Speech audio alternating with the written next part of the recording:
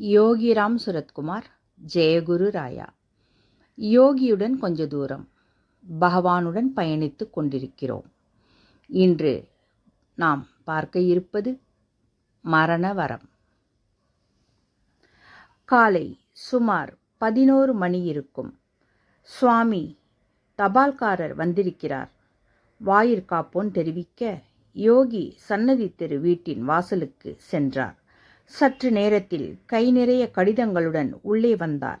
கவனமாக ஒவ்வொரு கடிதமாக பார்த்து கொண்டே வந்தவர் திடீரென ஒரு போஸ்ட் கார்டை மட்டும் தனியாக எடுத்து, பார்த்தசாரதி, இதை படி என சொன்னார்.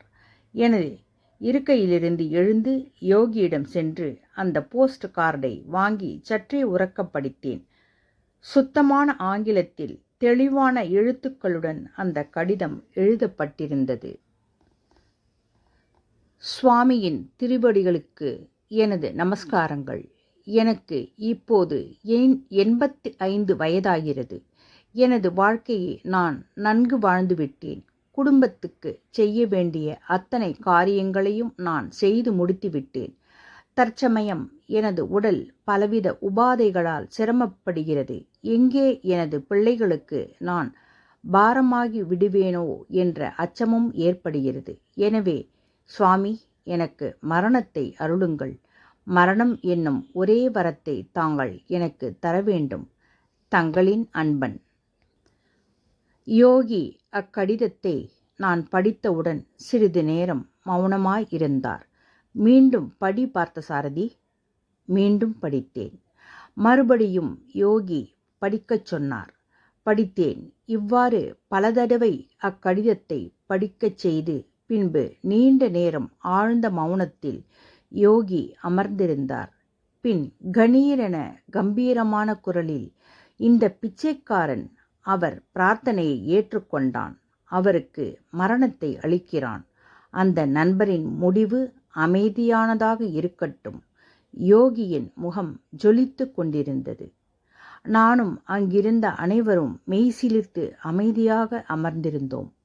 சில நொடிகள் கடந்தன. யோகி திடீரென, பார்த்தசாரதி, மணி என்ன என வினவினார். 12 சுவாமி என்றேன். அன்று இரவு யோகியுடன் பொழுது கழிந்தது. மறுநாள் காலை சுமார் 7 மணி இருக்கும்.